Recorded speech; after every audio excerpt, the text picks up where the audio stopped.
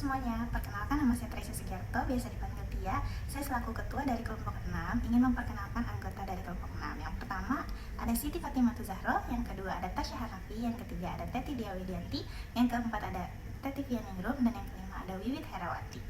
Nah, dalam video kali ini kami akan membahas tentang sebuah perusahaan BUMN, yaitu PT KAI Persero atau PT Kereta Api Indonesia. Di mana dalam tugas video kali ini merupakan tugas dari mata kuliah Sistem Pengendalian Manajemen dengan dosen pengampu Ibu Siti Hana SEMM. Nah, untuk lanjutan videonya dan apa saja yang akan kita bahas, yuk kita simak videonya ya. Nah, apa saja sih yang akan kita bahas dalam PowerPoint ini? Yang pertama ada sejarah PT KAI, yang kedua ada visi misi dan tujuan, yang ketiga ada tata nilai perusahaan, yang keempat ada struktur organisasi, yang kelima ada penganggaran dan keuangan, yang keenam ada perencanaan strategis dan keuangan, yang ketujuh ada pelaksanaan dan pengukuran kinerja, yang kedelapan ada pengawasan dan evaluasi kinerja, yang kesembilan ada perbandingan kondisi dan teori, dan yang kesepuluh adalah kesimpulan dari semua PowerPoint. Sejarah perkeretaapian di Indonesia dimulai ketika pencangkulan pertama jalur kereta api Semarang-Forsten Landen atau Solo-Yogyakarta di Desa Kemijen oleh Gubernur Jenderal Hindia Belanda yaitu Mr. L.A.J. Baronsfleth van de Bell tanggal 17 Juni 1864. Pembangunan dilakukan oleh perusahaan swasta Namlus Vennootschap Nederlands Indisch Spoorweg Maatschappij atau NV-NISM menggunakan lebar sepur 1435 mm. Setelah Indonesia memproklamasikan kemerdekaan pada tanggal 17 Agustus 1945, beberapa hari kemudian dilakukan pengambil alihan stasiun dan kantor pusat kereta api yang dikuasai Jepang. Puncaknya adalah pengambil alihan kantor pusat kereta api Bandung tanggal 28 September 1945 atau kini diperingati sebagai Hari Kereta Api Indonesia. Hal ini sekaligus menandai berdirinya Jawatan Kereta Api Indonesia Republik Indonesia atau DKARI. Ketika Belanda kembali ke Indonesia tahun 1946, Belanda membentuk kembali perkeretaapian di Indonesia bernama Staatspoorwegen atau Verenigde Spoorwegbedrijf atau SSVS, gabungan SS dan seluruh perusahaan kereta api swasta kecuali DSM. Pada tanggal 25 Mei, DKA berganti menjadi Perusahaan Negara Kereta Api atau PNKA. Pada tahun tersebut, mulai diperkenalkan juga Lambang Wahana Daya Pertiwi yang mencerminkan transformasi perkeretaapian Indonesia sebagai sarana transportasi andalan guna mewujudkan kesejahteraan bangsa tanah air. Selanjutnya, pemerintah mengubah struktur PNKA menjadi Perusahaan Jawatan Kereta Api atau PJKA tahun 1971. Dalam rangka meningkatkan pelayanan jasa angkutan, PJKA berubah bentuk menjadi Perusahaan Umum Kereta Api atau Perumka tahun 1991. Perumka berubah menjadi Perseroan Terbatas atau PT Kereta Api Indonesia Persero pada tahun 1998. Nah, apa saja sih visi misi dan tujuan dari PT KAI? Visi dari PT KAI sendiri adalah menjadi solusi ekosistem transportasi terbaik untuk Indonesia. Sedangkan misinya yang pertama untuk menyediakan sistem transportasi yang aman, efisien, berbasis digital, dan berkembang pesat untuk memenuhi kebutuhan pelanggan. Yang kedua, untuk mengembangkan solusi transportasi massal yang terintegrasi melalui investasi dalam sumber daya manusia, infrastruktur, dan teknologi. Sedangkan yang ketiga, untuk memajukan pembangunan nasional melalui kemitraan dengan para pemangku kepentingan, termasuk memproklamasi dan melaksanakan pengembangan infrastruktur penting terkait transportasi. Nah, sedangkan tujuan dari PT KAI sendiri yaitu memberikan layanan transportasi yang aman, nyaman, dan terjangkau kepada masyarakat Indonesia, di mana hal ini mencerminkan peran strategisnya dalam mendukung mobilitas penduduk dan perkembangan ekonomi di seluruh negeri. Dengan fokus pada tujuan ini, KAI telah bekerja keras untuk menghadirkan pelayanan terbaik kepada penumpangnya.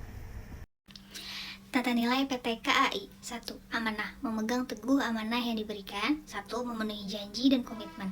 2. Bertanggung jawab atas tugas, keputusan, dan tindakan yang dilakukan. 3. Berpegang teguh kepada nilai moral dan etika. 2. Kompeten. Terus belajar dan mengembangkan kapabilitas. 1.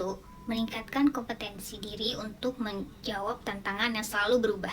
2. Membantu orang lain belajar. 3. Menyelesaikan tugas dengan kualitas terbaik. 3. Harmonis, saling peduli dan menghargai perbedaan. 1. Menghargai setiap orang apapun latar belakangnya. 2. Suka menolong orang lain. 3. Membangun lingkungan kerja yang kondusif. 4. Loyal, berdeteksi dan mengutamakan kepentingan bangsa dan negara. 1.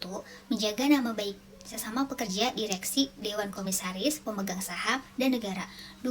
Rela berkorban untuk mencapai tujuan yang lebih besar. 3. Patuh kepada pemimpin sepanjang tidak bertentangan dengan hukum dan etika. 5. Adaptif, terus berinovasi dan antusias dalam menggerakkan apapun menghadapi perubahan. 1. Cepat menyesuaikan diri untuk menjadi lebih baik. 2. Terus-menerus melakukan perbaikan mengikuti perkembangan teknologi. 3. Bertindak proaktif. 6. Kolaboratif, membangun kerjasama yang sinergis. 1. Memberikan kesempatan kepada berbagai pihak untuk berkontribusi. 2. Terbuka dalam bekerja sama untuk menghasilkan nilai tambah. 3. Menggerakkan pemanfaatan berbagai sumber daya untuk pertujuan bersama. Nah, selanjutnya teman-teman bisa lihat di sini ada bagan struktur organisasi PT KAI ya. Selanjutnya, penganggaran dan keuangan PT KAI. Beberapa poin utama mengenai penganggaran dan keuangan PT KAI. Yang pertama ada pendapatan utama, yaitu didapat dari penjualan tiket penumpang. Nah, pendapatan utama berasal dari layanan kereta api jarak jauh, komuter, dan kereta lokal. Lalu ada angkutan barang, termasuk pengangkutan logistik, batubara, bahan bakar, dan hasil industri. Lalu ada kerjasama komersial seperti penyewaan lahan, iklan, dan pengelolaan aset lainnya. Yang kedua ada pengeluaran utama, yaitu ada biaya operasional. Nah, gaji karyawan, bahan bakar, perawatan kereta, dan infrastruktur itu adalah biaya operasional di pengeluaran utamanya. Lalu ada investasi modal, pengadaan kereta baru, pengembangan teknologi tiket, dan pembangunan jalur kereta api. Lalu ada pelayanan masyarakat, yaitu seperti PT KAI juga menangani tugas-tugas public service obligation seperti subsidi tiket kereta api ekonomi. Selanjutnya yang ketiga, dukungan pemerintah, yaitu ada subsidi PSO untuk layanan kereta api ekonomi agar terjangkau masyarakat. Lalu ada proyek infrastruktur, yaitu dukungan finansial untuk pembangunan jalur kereta api baru dan revitalisasi jalur lama. Yang keempat, ada strategi keuangan, yaitu diversifikasi pendapatan, mengoptimalkan aset seperti properti untuk mendukung pendapatan non-tiket. Lalu ada efisiensi biaya, menerapkan teknologi digital untuk mengurangi biaya operasional. Dan ada pendanaan proyek, yaitu menggunakan kombinasi dana internal, pinjaman, atau skema kerjasama dengan pihak swasta. Kelima, ada tantangan keuangan, yaitu fluktuasi pendapatan. Nah, ini terpengaruh oleh musim, pandemi, atau kondisi ekonomi. Lalu ada tingginya biaya perawatan, karena usia beberapa aset yang sudah tua, dan persaingan dengan moda transportasi lain seperti pesawat dan bus. Perencanaan strategis dan operasional PT KAI. Perencanaan strategis yang pertama, investasi infrastruktur. PT KAI berfokus pada investasi dalam pengembangan infrastruktur perkeretaapian untuk meningkatkan kapasitas dan kualitas layanan ini, termasuk pembangunan jalur baru dan peningkatan fasilitas stasiun. Yang kedua, digitalisasi layanan. Perusahaan akan melanjutkan inisiatif untuk digitalisasi untuk meningkatkan pengalaman pelanggan, termasuk pengembangan sistem tiket online dan aplikasi mobil untuk memudahkan akses layanan. Yang ketiga, kerjasama publik swasta.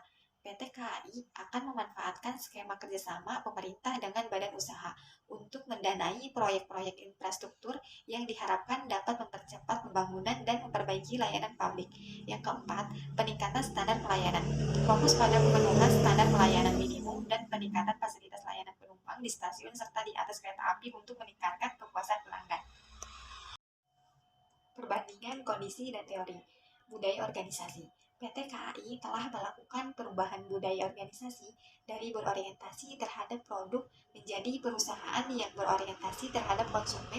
Hal ini dilakukan untuk mempertahankan minat konsumen dan meningkatkan fasilitas dan sistem yang ada pada kereta Kartarmaja. Selanjutnya ada analisis tingkat kepuasan pelanggan dan orientasi pengelolaan pelayanan jasa. Kesuksesan PT KAI dalam memuaskan pengguna jasa KRL dengan pelayanan yang berkualitas bukanlah suatu hasil yang membuat PT KAI berhenti dalam mengembangkan kualitas pelayanan. PT KAI harus bisa menentukan orientasi pengelolaan pelayanan yang tepat. Orientasi tersebut dapat dianalisis dengan menganalisis tingkat kepentingan dan kinerja terhadap atribut-atribut pelayanan jasa. Bisnis internal. Fokus pada efisiensi operasional dan inovasi layanan. Inovasi dan modernisasi penggunaan teknologi Internet of Things atau IoT untuk memantau performa kereta secara real time. Digitalisasi proses tiket.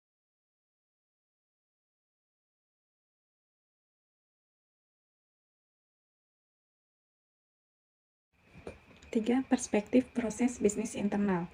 Fokus pada efisiensi operasional dan inovasi layanan. Inovasi dan modernisasi penggunaan teknologi Internet of Things atau IoT untuk memantau performa kereta secara real time. Digitalisasi proses tiket untuk mengurangi antrian dan memudahkan pelanggan. Penambahan gerbong kelas ekonomi premium, peningkatan fasilitas dan program Go Green untuk keberlanjutan. Peningkatan efisiensi operasional. Optimalisasi jalur kereta dan jadwal untuk mengurangi waktu tunggu. pengelolaan armada melalui program perawatan prediktif sehingga dapat meminimalkan gangguan teknis. 4. Perspektif pembelajaran dan pertumbuhan. Aspek ini berfokus pada pengembangan SDM dan budaya kinerja perusahaan. Pelatihan SDM. Setiap tahun karyawan diberikan pelatihan teknis dan manajerial. Pengawasan dan evaluasi kinerja. Yang pertama ada pengawasan internal dan eksternal. Pengawasan internal, PT KAI memiliki unit pengawasan internal yang melakukan audit dan inspeksi rutin terhadap operasional perusahaan, memastikan kepatuhan terhadap standar operasional, peraturan perusahaan, dan regulasi pemerintah. Pengawasan eksternal, Kementerian Perhubungan melalui Direktorat Jenderal Perkeretaapian melakukan pengawasan terhadap PT KAI. Hal ini termasuk audit keselamatan dan inspeksi prasarana perkeretaapian untuk memastikan standar keselamatan terpenuhi. Yang kedua, ada evaluasi kinerja pegawai. Penilaian kinerja pegawai dilakukan secara berkala dengan mengukur jumlah pekerjaan, kualitas, ketepatan waktu, kehadiran, dan kemampuan kerjasama. Evaluasi ini membantu pengembangan karir pegawai dan peningkatan produktivitas perusahaan. Kesimpulan apa sih yang dapat kita ambil dari video yang tadi dijelaskan? Jadi, PT KAI ini merupakan badan usaha milik negara atau BUMN di Indonesia yang menyelenggarakan jasa angkutan kereta api meliputi pengiriman angkutan barang maupun penumpang, serta merupakan perusahaan kereta api terbesar di Indonesia. Nah, kereta api sendiri merupakan alat transportasi massal yang umumnya terdiri dari lokomotif berupa kendaraan dengan tenaga gerak yang berjalan dengan sendiri dan rangkaian kereta atau gerbong di mana rangkaiannya dengan kendaraan lainnya itu disatukan. Nah, terus semakin banyak berkembangnya zaman dan teknologi dari PT KAI pun melakukan terobosan yaitu dengan menghadirkan beberapa kelas kereta dengan fasilitas yang berbeda. Di antaranya ada kelas eksekutif, ada kelas bisnis, kelas ekonomi AC, dan kelas ekonomi non AC.